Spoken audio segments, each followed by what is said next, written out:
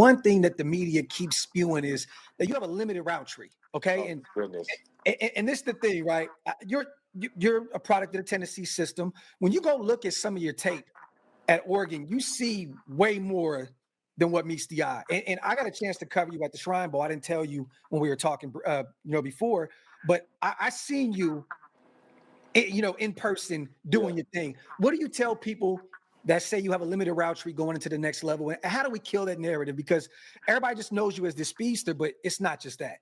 I said, like you said, like if you look at the Oregon tape, one thing that like on on draft day when I talked to Coach Pete Carroll, he said it himself. Like if you look at the Oregon film, there's a lot of stuff that you can see that people don't see that happened in these past 2 years when we playing at Tennessee. So if you turn on my 2 years of Oregon film, you'll see me running true routes and stuff like that.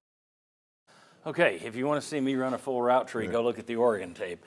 That's been a debate. That goes back, that's part of this veer-and-shoot offense. They talked about it with Baylor, and when Art Briles was there. You're going to hear it at Mississippi State. If they ever have a receiver that's worthy of being drafted, you're going to get that. I'm not sure about Ole Miss. There's just kind of a mesh of this system. But still, the veer-and-shoot has always been questioned for not running a full route tree, and because the quarterback doesn't have as many reads. And you heard it when Hendon Hooker was drafted. You heard it when Joe Milton was drafted. You heard it about Jalin Hyatt and Cedric Tillman.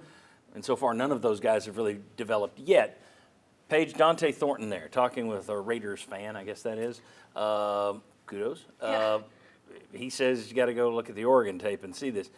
You kind of brought this up with them at Pro Day. Yeah, so when we go back to Tennessee's Pro Day, of course, Dont'e Thornton was there. He was running routes. He was catching some balls, and he had a chance to talk to us media after, and he was asked, what's the most important thing you want to be able to show here? And he says that I can run routes. He said, and all my conversations with NFL teams, they were very hesitant that we didn't run a full route tree. So then I asked Josh Heupel when it was his turn to talk, I said, what gives you confidence that Dont'e Thornton will be successful with a wider route tree?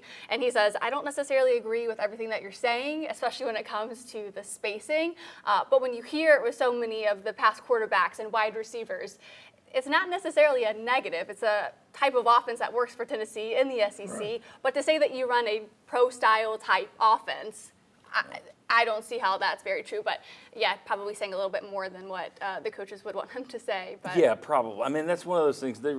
That's a recruiting issue. Other people recruit use that against UT in recruiting, but the bottom line is, when does that come back to haunt you?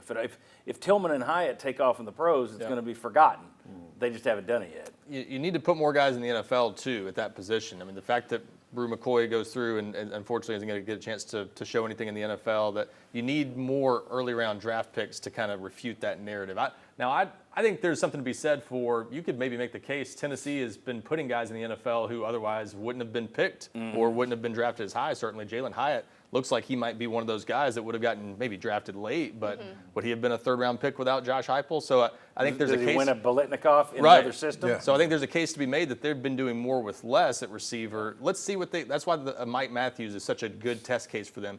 If he can reach the potential everyone thought he had coming out of high school, they're not going to have to worry about this. But for now, it's a negative sales pitch. Other teams at least can use.